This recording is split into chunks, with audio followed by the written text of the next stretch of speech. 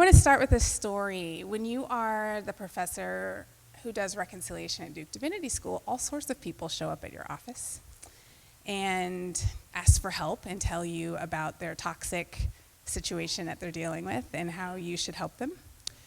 And about a year and a half ago, a pastor came to my office and he knocked on the door. He found out when my office hours were. He's not a student, has nothing to do with me, but he was there. And he said, I drove through the night to get here. And I said, oh, okay. And I don't want to give away the name of his church, but let's just say, if you had to name the 5 most racist churches in America historically, he's the pastor at one of them. And so he had just been installed as the pastor and said, I'm really concerned. This was right after Charlottesville. And he said, several people on my elder board were at Charlottesville in the white supremacist demonstration. He said, I have several people on my elder board who are leaders of the KKK in our county. And his church is sort of the patron church of one of the most racist institutions in America. His church funds most of this institution that you would all know the name of. And so he said, somehow I'm the pastor at this church. What do I do? How do I fix it? I want to change this church. And this is just, me doing my office hours. And I said to him, sort of half-jokingly, have you considered converting to Pentecostalism? Because you're going to need all the tongues and all the oils and all the prayer shawls. And I was only half-joking because really my deeper question for him was, have you done the spiritual work? Do you really know what you're getting yourself into? Have you counted the costs? You're going to start a war if you even start to bring up this issue. You're going to get death threats. Your kids will be threatened at school. You're definitely going to lose your job, and you might lose your life. And even if you don't lose your life, something in you is going to die through this process. So what sort of spiritual work have you done to prepare yourself for this? But on another level, too, I had a lot of questions about his qualifications of doing this work, beyond the spiritual vitality, beyond having a theology that can withstand the hopelessness and the fear and the pain that he was going to encounter. Because there was something really peculiar, and I get this often, as a black woman working in a white institution. I get this often. He came to my office, plopped himself down in my chair, and said, I'm here, now help me. Now stop everything that you're doing, ignore your own needs. He even said, I'd like to have dinner with you tonight so we can keep talking, so that you can keep training me, so you can keep doing labor for me. He didn't use those words. It came as an invitation. I'll treat you to dinner. I can feed myself, thank you very much. What you want from me is labor and expertise. And there's a long history of white men in this country devaluing the labor of black women. So exactly what work have you done around your identity, around your power, that suggests that you're ready to do this work of creating the beloved community? Because the way that you're approaching me doesn't look good on you.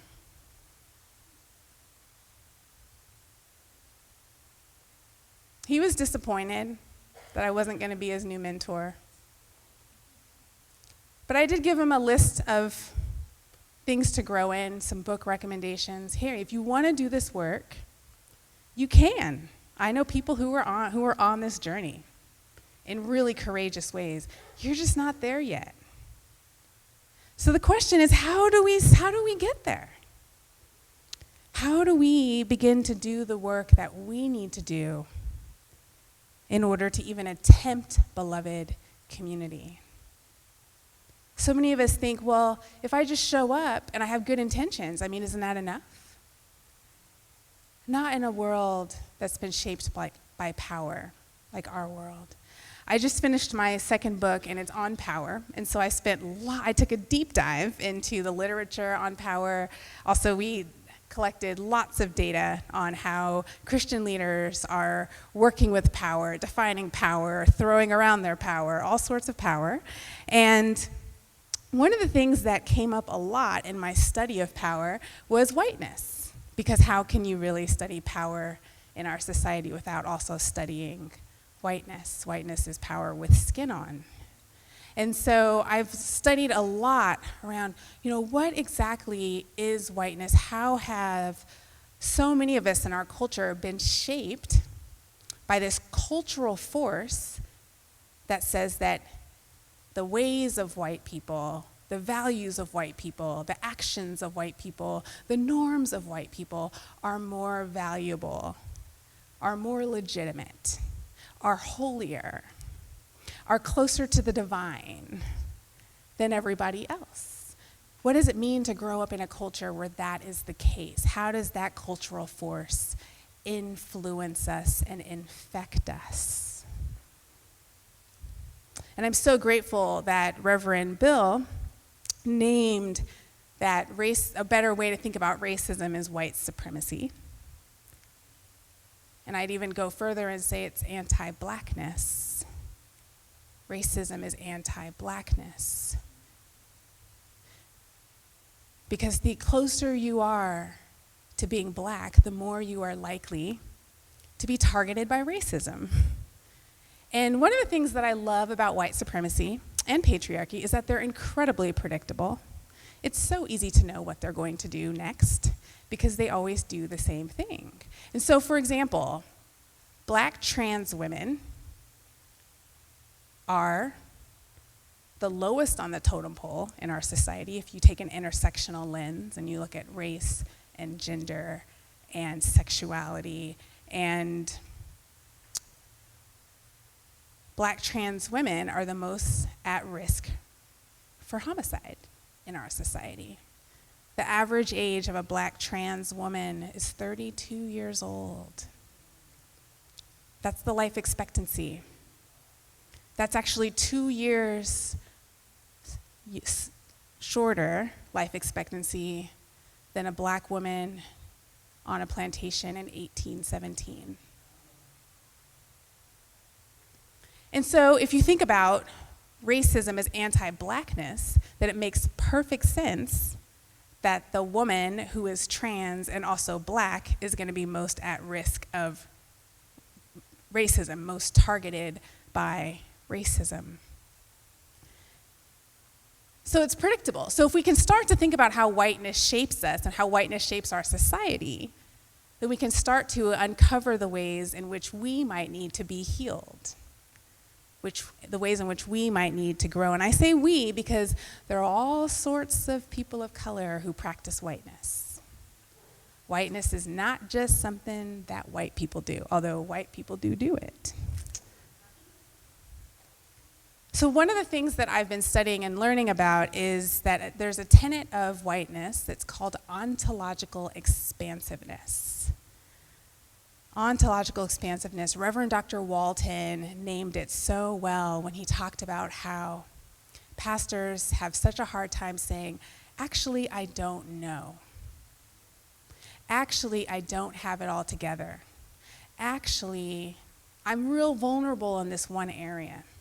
Ontological expansiveness is about mastery. It's about dominance. It's about always moving forward. It's about there always being a frontier that we need to take over. I call it power sprawl or white sprawl, like you see in suburbs, where people are just building. And there's no rhyme or reason to it. It's not beautiful. There's no care taken for the existing populations. It's just, I deserve to be there because I am. I'm qualified because. So this pastor who came to my office and said, I want to be the white savior of my church and fix everything, he never even stopped to wonder, am I the right person to do this? Am I qualified? That's not a question he was even asking. Am I qualified? That's what ontological expansiveness is. And it's something that we're shaped to do in our society. It's a tenet of whiteness. And what's interesting is you typically know when someone has been shaped by ontological expansiveness, has been powered by it, because they don't like it when you put any limits on them. If you tell them, actually, I see a growth edge here for you, they might respond kind of violently. If you say, actually, I don't think you're qualified to do this work, they might respond kind of violently. If you're a black woman and you're telling them that, they're definitely going to respond violently. I was asked to co-keynote an event a few years ago with someone who, he's quite well known in the evangelical church. I'm not sure if a lot of folks here would know who he is, depending on your background, but he's a New York Times bestseller. He runs a really well-known ministry that does a lot of work in Uganda, and very wealthy baby boomer white male who does lots of white saviorism that's masked as justice work, but he's kind of a justice hero. And so when I initially signed on to speak at this conference, he was not the co-keynote, and then a few months later they said, oh, we found who your co-keynoter is, and it's this person. And I said, oh, okay, just so you know, my entire talk will be a critique of his talk. But if you're okay with that, then I'll go. And they said, oh, great. This was a university. They said, oh, we love ideas. We love discourse, discourse. And so they said, that's fine. And so I thought, I'm going to give this guy a heads up. I'm from academia, so I'm okay with critique right on the spot, but I know not everyone's okay with that. And so I thought, I'm going to let him know beforehand that my talk will be a critique of his talk.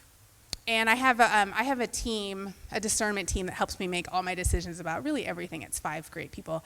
And so I ran all my bullet points and my talking points through them, and they helped me shape it. And, I had some affirmations for him and some gratitudes and also some critiques, and then some more affirmations, the affirmation sandwich. And he was silent. I said, you're great. I appreciate this about your work. I appreciate this about your work. And you're kind of a white supremacist, and then also I appreciate all these other things.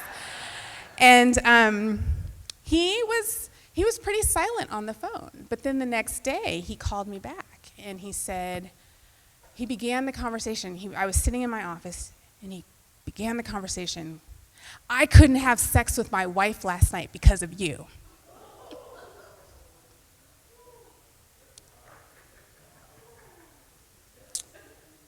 Disintegration.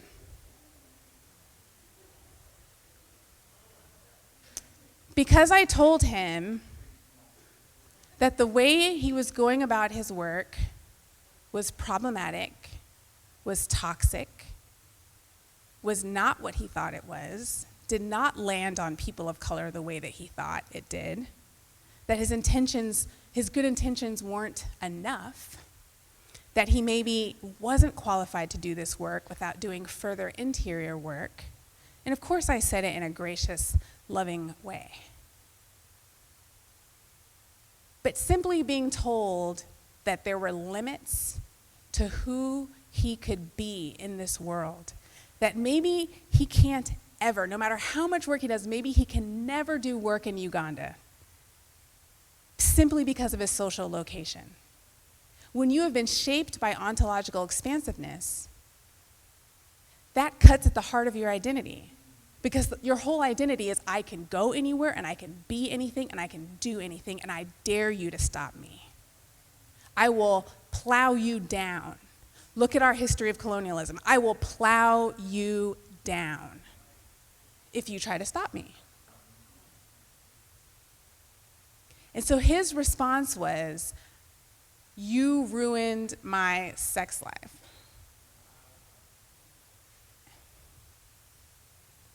That's how much your feedback disintegrated me. If we're looking to see how people respond to any limits being placed on their ontological expansiveness, we see responses like his all the time.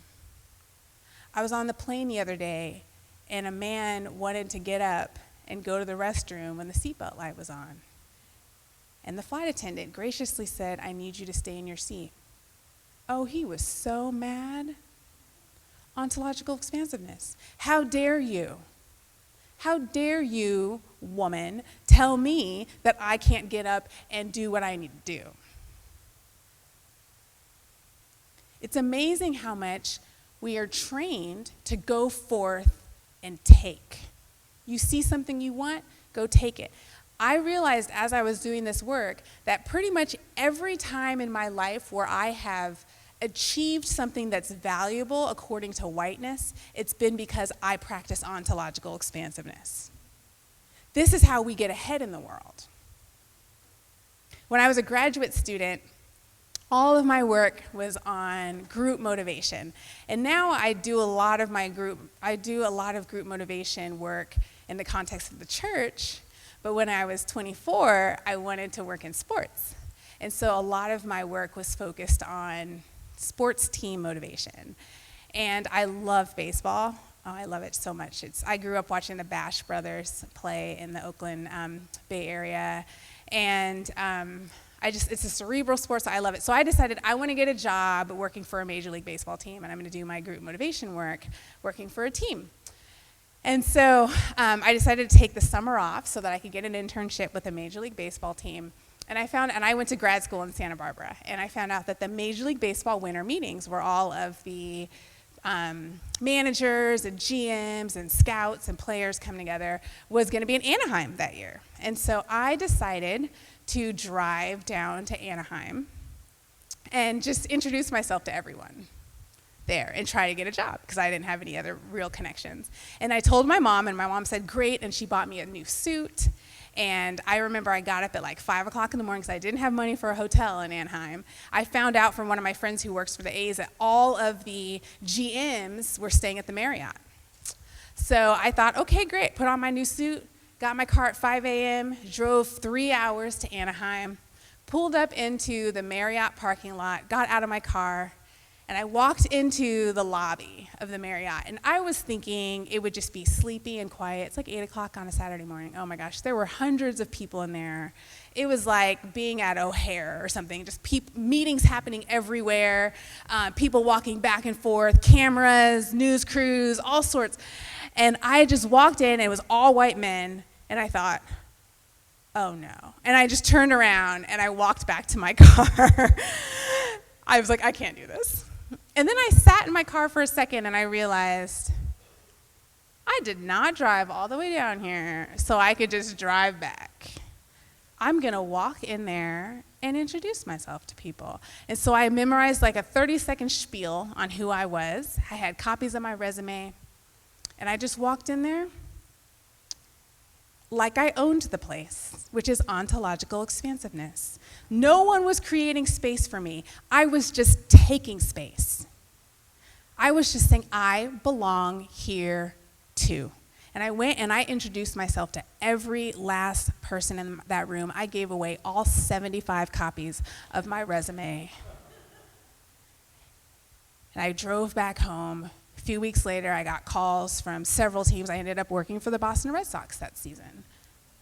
Every single time I have practiced ontological expansiveness, it has led to something good. Something that in a world shaped by whiteness, a world ruled by whiteness, is seen as impressive. But what happens when we're trying to create the beloved community? And we've been shaped by ontological expansiveness. When I was, before I came to Duke, I lived in Minneapolis for 5 years. And I moved into a low-income, predominantly black neighborhood, and with a lot of ontological expansiveness. This idea that, oh, I'm here, that's an unequivocally good thing. I've studied you people. I was a sociology major. I get it. Race, class, immigration. I get it. And it was really interesting when my neighbors, my lovely, wise neighbors, were like, we don't know you. Why should we trust you? Why should we partner with you? Your degree doesn't mean anything here. You didn't grow up here. You don't know the people.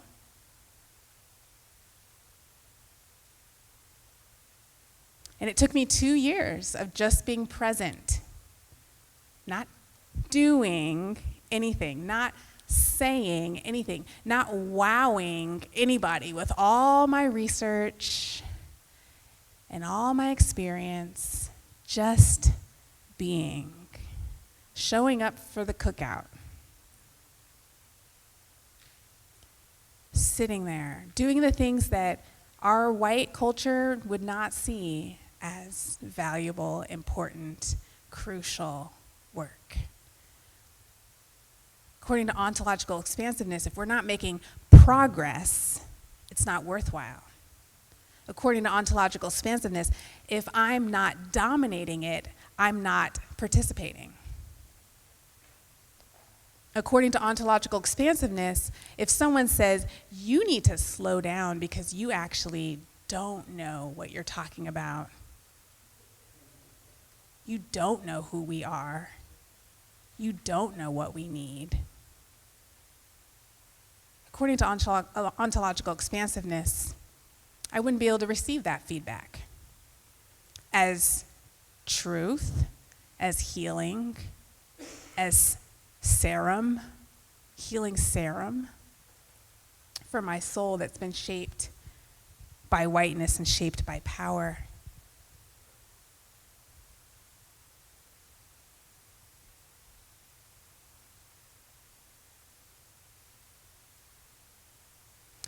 Before I dive into scripture really quickly, I want to give 2 more examples.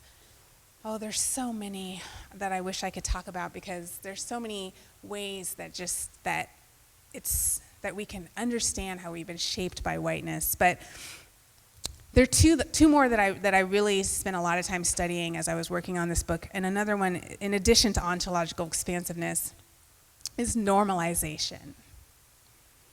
And it works hand in hand with ontological expansiveness. But normalization, the idea that my experience, what's seen as normal in my world, is the norm. It's like the gold standard.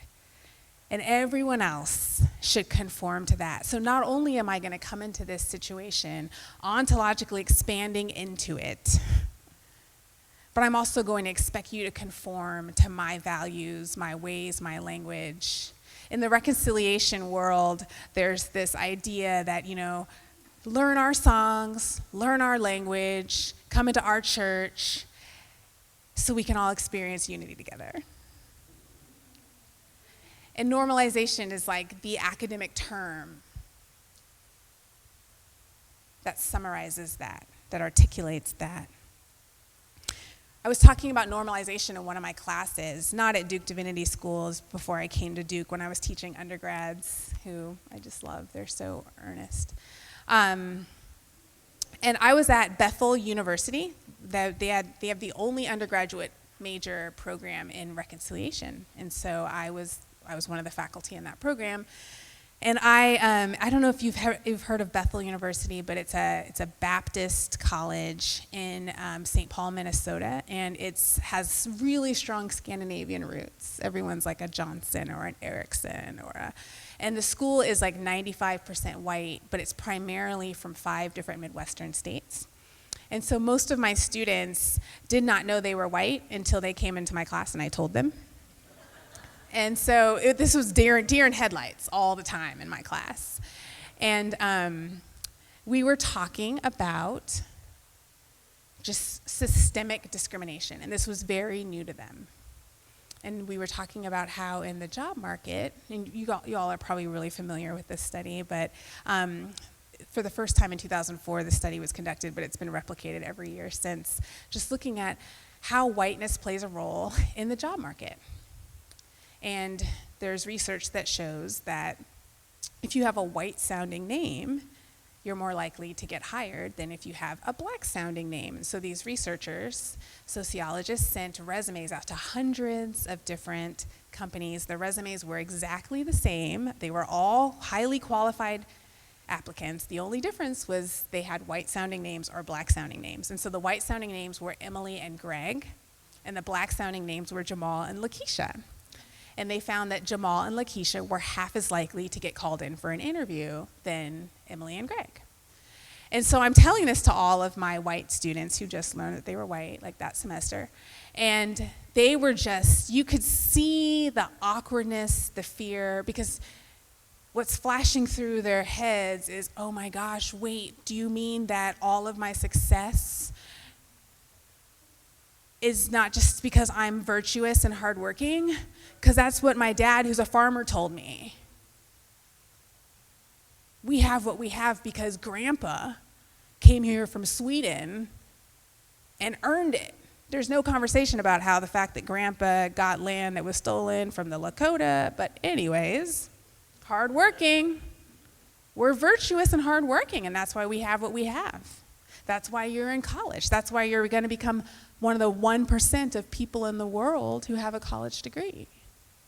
It's because you're just more hardworking and virtuous than all of the other people. And so I just sat there, let's just let the awkwardness play itself out. Only if we're adhering to ontological expansiveness do we need to be afraid of awkwardness. We don't need to be afraid of awkwardness, uncertainty, vulnerability.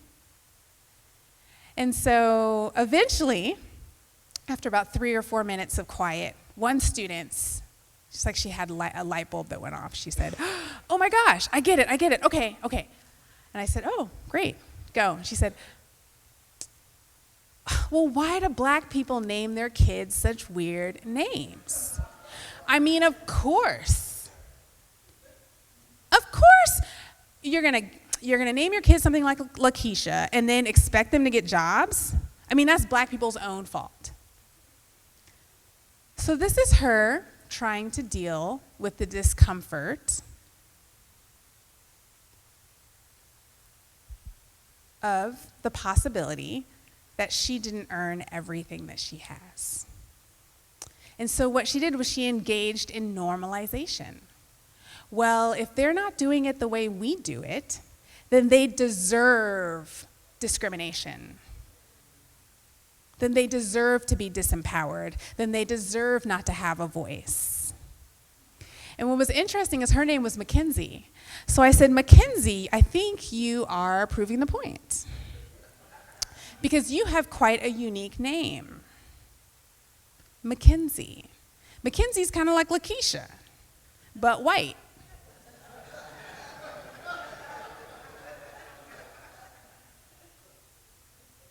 But no one is looking at your unique name and saying, ooh, you better watch out for her. She's probably not going to be a good worker. Because whiteness has been normalized. The second one is solipsism. I like to, in this context, it's extreme individualization. We live in a world in which individualism is seen as, it's a myth in our culture, of course, that the outcomes of our lives are directly impacted by what we do and not at all impacted by the social structures around us. But solipsism suggests that that's not true. Solipsism is a way in which people who've been shaped by whiteness think, well, it's only about my experience, and it's only about my hard work, and it's only about what I do or what I don't do. It's not at all. I'm not impacted by the structures. I haven't been shaped by the structures, and so I'm going to ignore them. Yeah, people talk about patriarchy, but I mean, I'm the exception. Patriarchy hasn't influenced my way of being in the world. Or people talk about white supremacy, yeah, but that doesn't really impact me. I can be immune. If I'm just aware on some level, I can just be immune. It's this extreme individualism. I bought a house a couple years ago in Durham, and several of my colleagues, I think he's like the realtor for Duke Divinity School, because several of my colleagues were like, oh, you have to go with this guy. And so I was like, all right, fine, And he's been great. He was great. The only thing that was interesting was he said, so what kind of house are you looking for? And I said, well, I don't really care what kind of house. There are two things. I don't want to participate in gentrification, which if you're in Durham, that's like, okay, good luck. And then also, I don't want to live in a neighborhood or on a street or in a development that was named after a plantation or is called like estates or is called plantation or is like called colonial. And he was just like, he finally identified this tiny little sliver of land. He's like, this zip code, you can live in the far northeast corner of this zip code and avoid all of those things, right? Because it's everywhere. But solipsism tells us, I can be immune to this. It's not shaping me. It's not shaping me that everything around me is named after a plantation.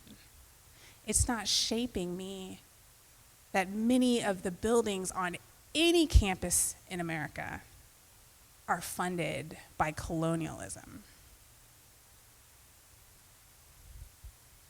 I can be immune. I'm one of the good guys.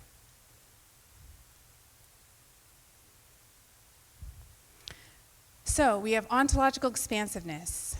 We have normalization.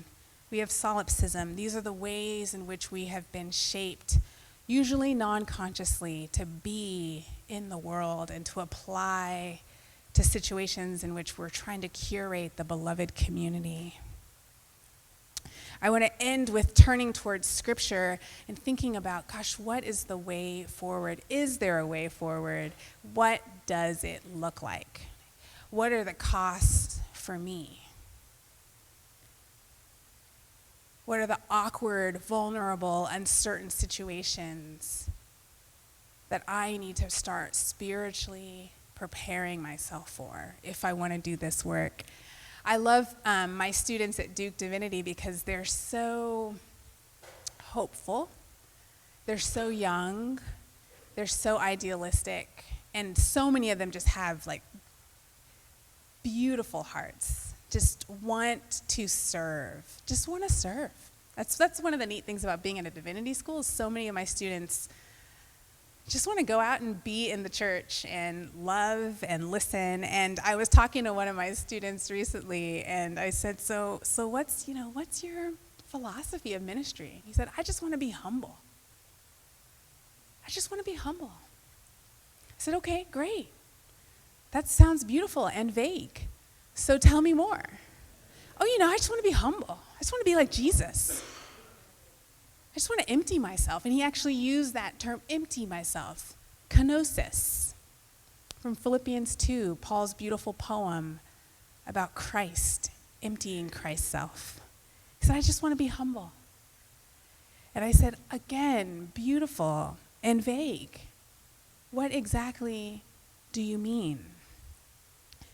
It was from that conversation with that student and other conversations I've had where I realized we need to have a strategy for humility, taking into account how we've been shaped by whiteness in our culture, how we've been shaped by power. Because when I talk to folks who live most on the margins in our society, when people who've been shaped by whiteness come and try to be humble with them, they usually end up getting hurt. And I can say, even though in so many ways I benefit from whiteness, as a black woman, when people who have benefit even more from whiteness than me try to be humble around me, I tend to get hurt. So there seems to be something that we need that goes beyond the good intention of humility.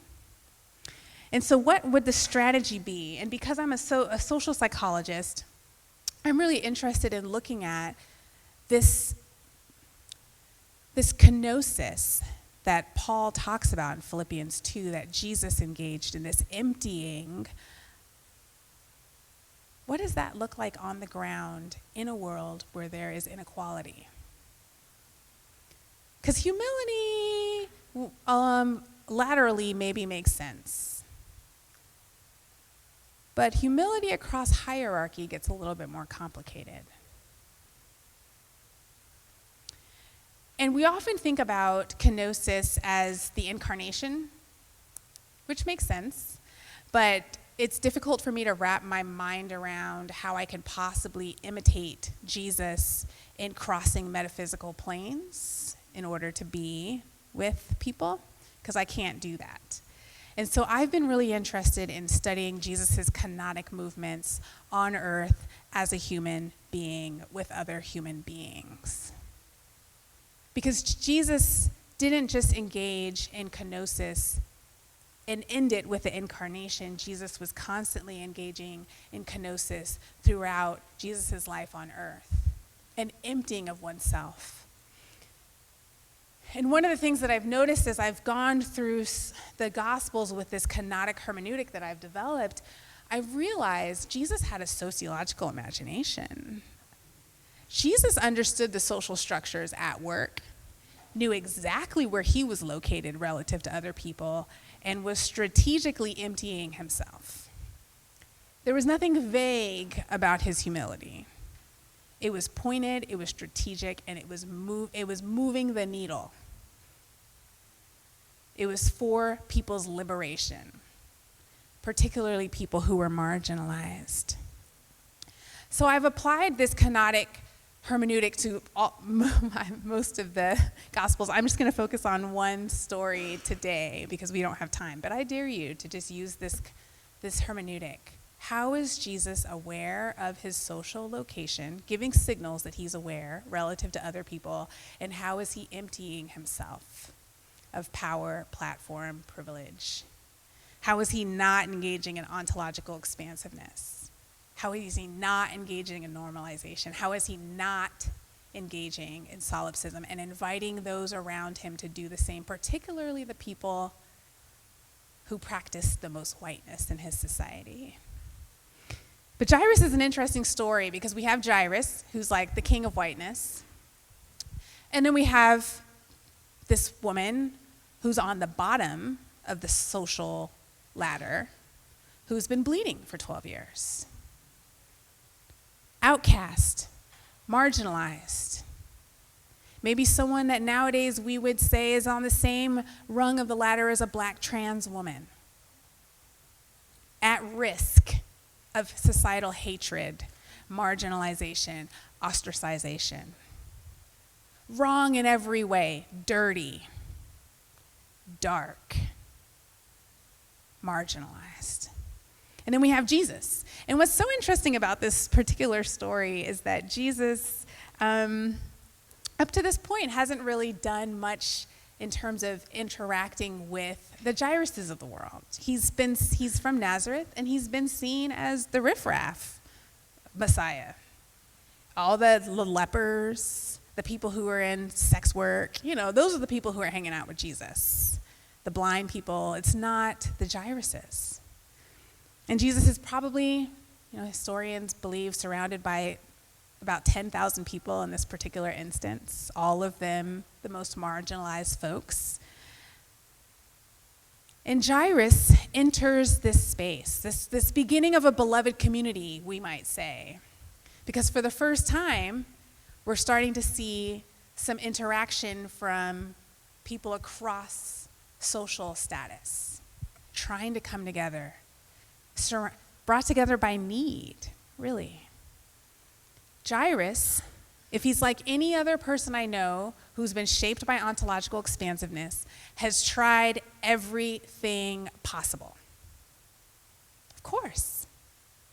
All the best doctors, all the best healers, all the best rabbis, whoever, because Jairus has a need. Jairus has a child who's sick.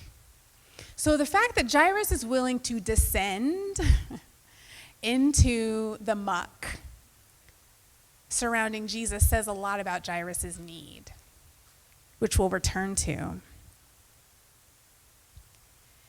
Meanwhile, Jesus is trying to heal as many people as possible, and Jairus comes and says, "My child is sick, will you please help me?" And Jesus says, "Of course I will." There's enough love for everyone. I'll come with you to your house. Meanwhile, this woman reaches out and touches Jesus' hem. And in all three synoptic gospels, the story is told exactly the same.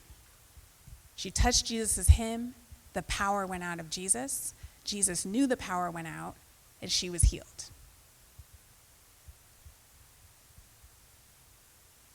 It's done. Case closed. She was healed. Jesus knew it. She knew it. Lots of other people needed Jesus' attention. Everything was done. So then with my hermeneutic, I'm really curious about this next thing that happens where Jesus says, "Who touched me?" Because it was done. But if I'm trying to understand, how's Jesus emptying himself? How is Jesus aware of the social location? What is Jesus doing or saying that gives me insight that Jesus knows exactly what humility looks like in this situation? He says, "Who touched me?" And even his disciples are like, "That's the dumbest question ever. Everyone's touching you. Why would you ask that question?" Why would he ask that question? Before he asked that question, all eyes were on him, someone who had quite a bit of power in society, and on Jairus, the white man with power and servants.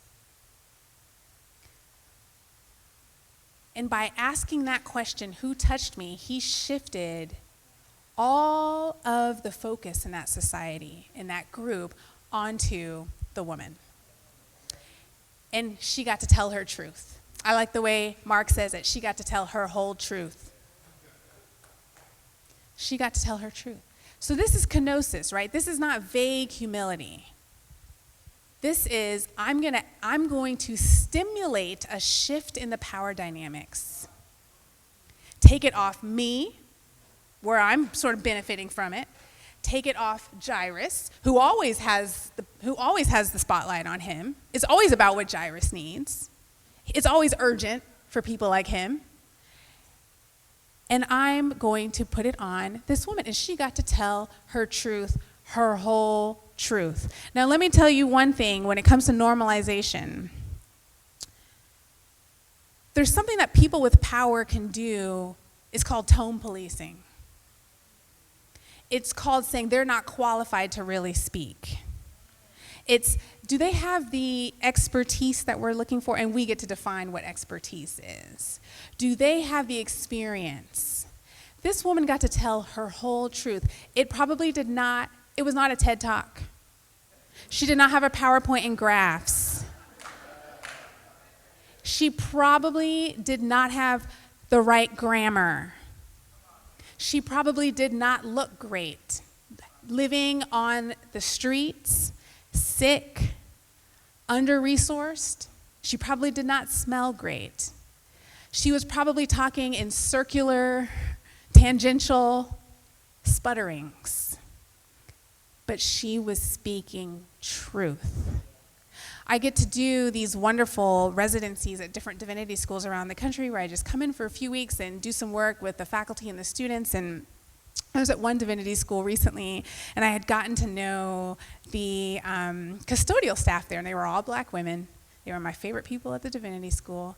And one night, I was there late, and we were just chatting, and they said, "Oh, between the three of us, we got 48 years of cleaning these halls." And I said, "Wow." And I said, "Wow, I wonder what you all have seen." And they said, "Huh." Let me tell you one thing, there's not a lot of divinity at this divinity school.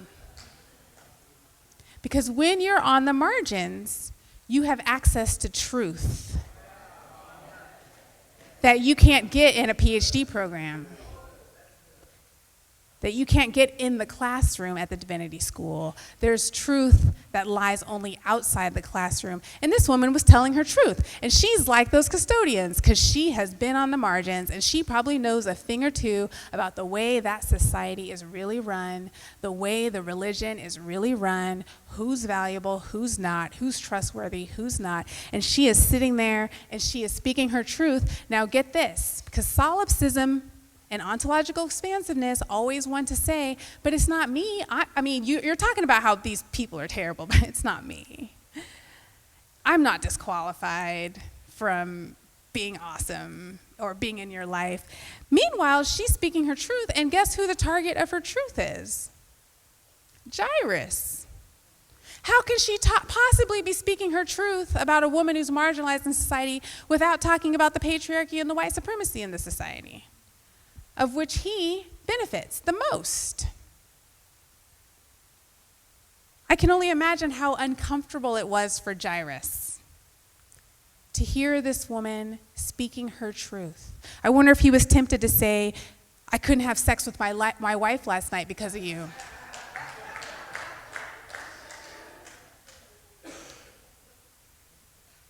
I wonder.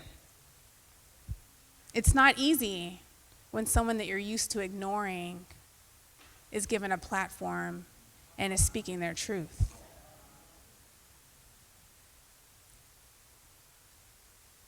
What I really appreciate most about Jairus, though, is that I've studied all of the historians of that time, all of the interpretations of these passages, and there's no evidence anywhere that Jairus steps in like and ontologically expands and says, okay, Jesus, let's move along.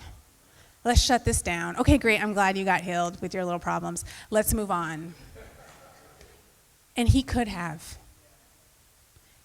And he could have, because that is exactly what we're trained to do. Those of us who've been shaped by power is to control the situation, control the agenda, control the schedule, control the timeline, control who gets to speak and for how long. Oh no, you're going over. Oh no, you're saying things that we don't really like. Okay, well then we're going to take the mic away. And he didn't do that. He sat there and he received her truth. Jesus invited him into a situation where he also was able to empty himself. And he followed. It's extraordinary when you think about it, because he had his own pain that he was carrying, which I think is so important for all of us to remember. Just because you benefit from whiteness more than others doesn't mean that you don't have pain. And my MTS student, Masters of Theological Studies student, and I are doing this massive research project where we're looking at white male leaders in the church who claim to care about justice and whether that correlates with their behaviors. Are they emptying themselves? Are they advocating for others at detriment to themselves? And as we've been observing them and noticing vast discrepancies, we followed up with interviews and said, hey, what's going on here? We see your mission statement. We also observed that staff meeting. Let's talk about the discrepancy. And every single time we're getting the same response. We've interviewed over 65 clergy. Every single time we get the exact same response. Yes, I believe that this is important, but what about me? Yes, I believe it's important for there to be more female bishops. I do, but now that I'm up for bishop, I mean, I can do great good. I can work inside the system and change it. Ontological expansiveness. I'm qualified. I've benefited from white supremacy and patriarchy in this church my whole career, but I can fix it. I can be the revolutionary. I believe that affirmative action policies should be put in place. I do. And I think we should hire more Black people. But what about my son who's also applying for the job? What about him? I do want to give sacrificially of my income. I do. I do want to engage in some sort of personal reparations because I know that my family wealth is ill-gotten. But what about my bills? What about my retirement? It's always, but what about me? And so as we've heard these responses, it's like every privileged, powerful person's worst fear is the resurrection really true? Can I trust that? Is there enough power for all of us? If someone else gets power, will I have enough? Can I really believe that there's enough power and love for all of us? Or do I need to fall back into resource scarcity that I'm taught in this world? So as I've heard those responses, it's been powerful for me to go back to Jairus and just give him honor for not shutting down the situation, for holding space for his pain, for his uncertainty, for his vulnerability, while Jesus was doing something else. While Jesus was saying, I am reorganizing the power structure here. You can be a part of it or not, but it'll be better if you're a part of it. And somehow Jairus was able to lean in and to receive this woman's truth.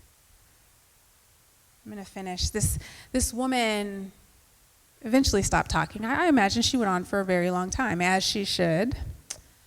She eventually stopped talking. And then Jairus' worst fear comes true. His servants come and they say, your child's dead. See? We can't really believe in the resurrection. See, look what happens when you participate in that justice stuff, when you make space for other people. Comes back and it hurts you. Every privileged person's worst nightmare coming to fruition. After Jairus was vulnerable, went outside of his social class to even talk to Jesus, ask for help, say, I can't do it. I can't fix it. I have a need that I cannot meet. And then Jesus doesn't rush to fix his situation and instead offers honor and healing to a woman. And then it comes back that his child is now dead. And somehow Jesus looks at him and he just says, just believe. Jairus, just believe. My colleagues in liberation theology have infused my interpretation of this, what happens next in this passage. And I'm relying on my Trinitarian theology as well, because there's no way, we don't know what was going on in Jairus' head. But given the way that we are called into mutuality and interconnectedness, the ways in which we are called to receive the truth of those around us as our healing, there's no way that Jairus could have just believed without having just heard that woman's truth. If he had shut it down, he wouldn't have participated in the perichoresis of the Trinity to which Jesus was inviting him into in that moment. Come be mutual. You thought you were coming to me, Jesus, who also has power for help, when really the help you needed was right here in this woman speaking her truth. And it's because of that truth that you're going to be able to believe. So just believe. You needed a faith boost from someone who could really offer it. And Jairus was able to believe. So here we have an example of what it looks like to read ourselves as we try to engage the beloved community. How have I been shaped by ontological expansiveness? How have I been shaped by normalization? How have I been shaped by solipsism? How do I become more mindful of those elements, those forces in my life? We really don't need to look much further than Scripture. Jesus is carving out a way for us. Thank you.